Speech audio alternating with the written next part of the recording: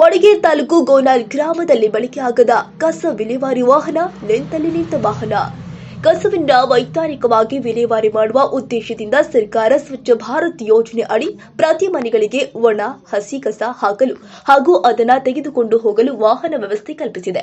ಆದರೆ ವಾಹನ ಬಳಕೆಯಾಗದೆ ನಿಂತಲ್ಲಿ ತುಕ್ಕು ಹಿಡಿತಾ ಇದೆ.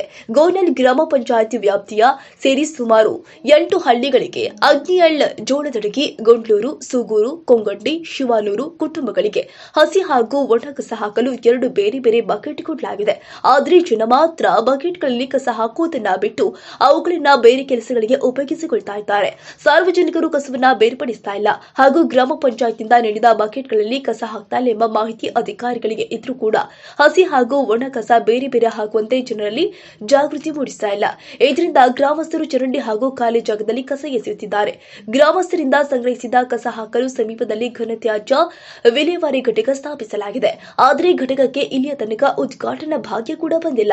ಗ್ರಾಮ ಪಂಚಾಯತ್ನಿಂದ ಸಂಗ್ರಹವಾದ ಕಸ ತೆಗೆದುಕೊಂಡು ಹೋಗಲು ಕಸದ ವಾಹನ, ಕಸ ವಿಲೇವಾರಿ ಮಾಡಬೇಕಾದ ವಾಹನ ಗ್ರಾಮ ಪಂಚಾಯತ್ಗೆ ಬಂದ ಬಳಿಕ ಇಲ್ಲಿಯ ತನಕ ಒಂದು ದಿನ ಕೂಡ ಕಸ ವಿಲೇವಾರಿ ಮಾಡಿಲ್ಲ ಎಂದು ಗ್ರಾಮಸ್ಥರು ಆಕ್ರೋಶ ಹೊರಹಾಕಿದ್ದಾರೆ.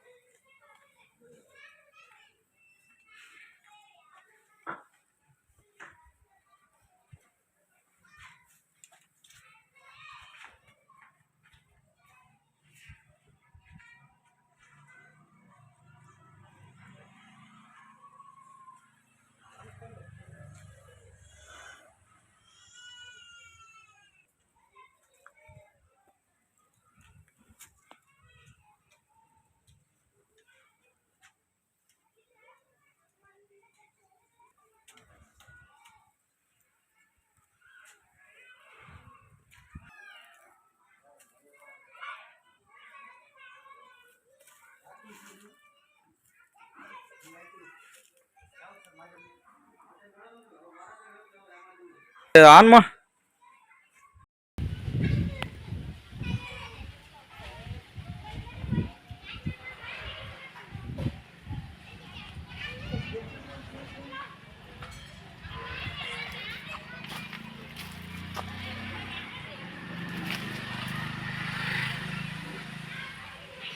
दूर से